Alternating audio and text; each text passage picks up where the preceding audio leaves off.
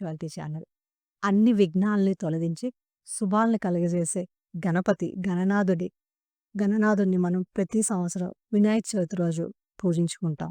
మరి ఆ గణనాథుడిని మన ఇంట్లో ఆహ్వానించేటప్పుడు ఏ విధంగా ఆహ్వానించాలి? ఏ శ్లోకాన్ని చదువుతూ ఆహ్వానిస్తే అత్యంత మంచి ఫలితాలు కలుగుతాయి అన్నది మీకు తెలుసా?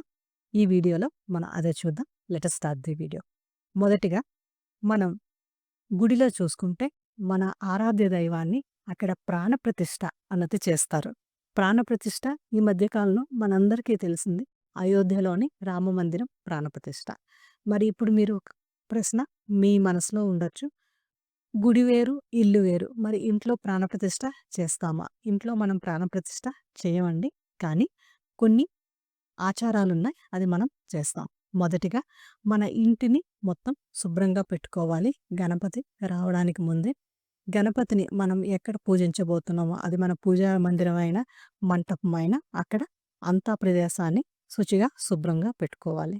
గణపతి లోపలికి వస్తూ ఉన్నప్పుడు, ఇంట్లో ప్రవేశిస్తున్నప్పుడు మనం హారతి అన్నది ఇస్తూ ఉండాలి.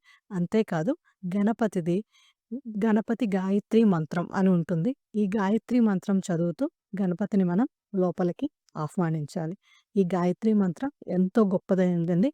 ఎంతో విశిష్టమైనది. మీరు ఈ గాయత్రి మంత్రం చాలా ఈజీగా కూడా నేర్చుకోవచ్చు. దీనివల్ల మీకు అన్ని రకాల ఫలితాలు వస్తాయి. మరి ఆ గాయత్రి మంత్రం ఏదో ఇప్పుడు మనం చూద్దాం.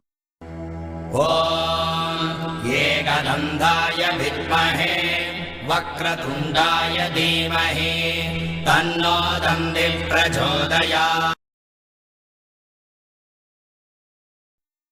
ఈ వినాయక చవితికి మీకు గణపతి ఆశీస్సులు మీ అందరూ పొందాలని నేను కోరుకుంటున్నాను. Thank you so much for watching this video. Please subscribe this channel. Thank you.